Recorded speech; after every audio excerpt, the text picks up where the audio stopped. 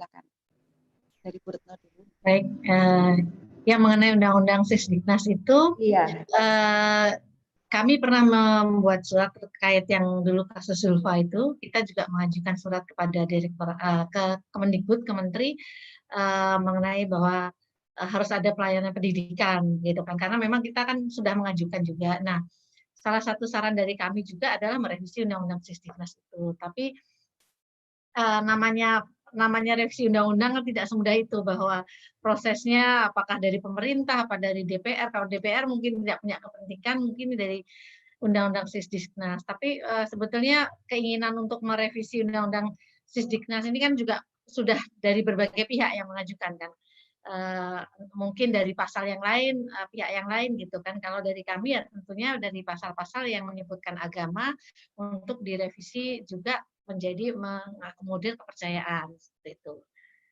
Tapi kita juga proses ini kan sudah proses politik, jadi ya memang tidak semudah itu mengajukannya. Kita pasti perlu dukungan juga atau bagaimana dari berbagai pihak maupun dari Direktorat Kepercayaan juga gitu kan, untuk melanjutkan menindaklanjuti mengenai revisi ini.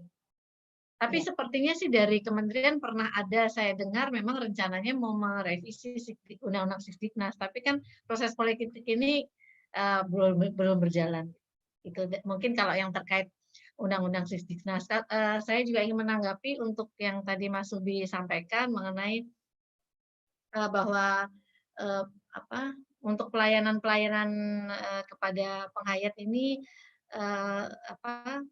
bahwa pemerintah harusnya karena peraturannya sudah banyak gitu kan, untuk dalam implementasinya itu juga memudahkan dan ada terobosan seperti ketika pendidikan kepercayaan ada terobosan untuk penyuluh gitu kan.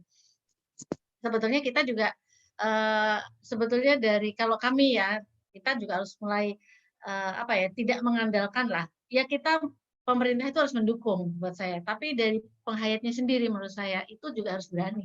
Ketika pemerintahnya mendukung tapi penghayatnya juga nggak mau bergerak, itu juga kurang bagus kan menurut saya. Jadi buat kami dari MLKI juga kami ingin menyemangati bahwa teman-teman dari penghayat kepercayaan itu juga harus berani gitu, harus muncul, harus berani seperti tadi para penyuluh yang dia mau memulai, walaupun dimulai dari anaknya dulu, mendatangi sekolah, di sekolah ditolak, terus berhubungan mencari jalur bagaimana melalui MLKI, kerjasama dengan MLKI, kemudian ke dinas pendidikan setempat, itu kan dari penghayatnya sendiri harus ada kemauan. Jadi bagi kami juga MLKI punya kepentingan bahwa kita tidak hanya menuntut gitu, kita tidak hanya mengandalkan bantuan dari pemerintah, mengandalkan bantuan dari jaringan, itu tidak, tapi kita sendiri dari penghayat itu juga harus mau maju, harus mau tampil, harus mau berusaha gitu.